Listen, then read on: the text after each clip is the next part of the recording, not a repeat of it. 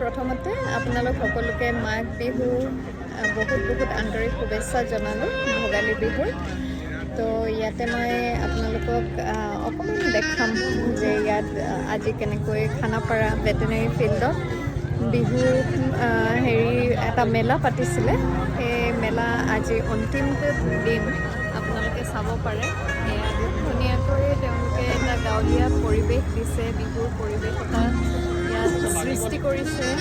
আৰু যোৱা 2 দিন ধৰি ইয়াতে সুন্দৰভাৱে সাংস্কৃতিক সন্ধিয়া হৈছিলে। আৰু আপোনালোকে এইপিনে যদি চায়, এই দোকানবোৰ দেখিছে নহয় পিছপিনে, এই গোটেই দোকানবিলাকত লাড়ু, পিঠা, আপোনাৰ ধৰি লওক চিৰা, দৈৰ পৰা আদি কৰি গোটেইখিনি আপোনাৰ যি আমাৰ অসমীয়া সাংস্কৃতিক বস্তু হয়, ঘৰুৱা বস্তু হয়, গাঁৱৰ পৰা একদম অৰ্গেনিক বুলি আমি কওঁ, সেয়া গোটেইখিনি ইয়াতে এভেইলেবল আছে। সকলো ধৰণৰ পিঠা, তিল পিঠা, লাড়ু পিঠাকে, চুঙা পিঠাকে ধৰি তেল পিঠা সকলোখিনিয়ে আছে। চ' আজি শেষ দিন, কোনোবা যদি আহিব বিচাৰিছিলে আপোনালোকে আহিব পাৰে। আৰু কাইলৈৰ পৰা ইয়াত নাথাকিব প্ৰগ্ৰেমটো। তো সেইখিনিয়ে মই আপোনালোকক জনাব বিচাৰিছিলোঁ। চ' থেংক ইউ ওৱান্স এগেইন।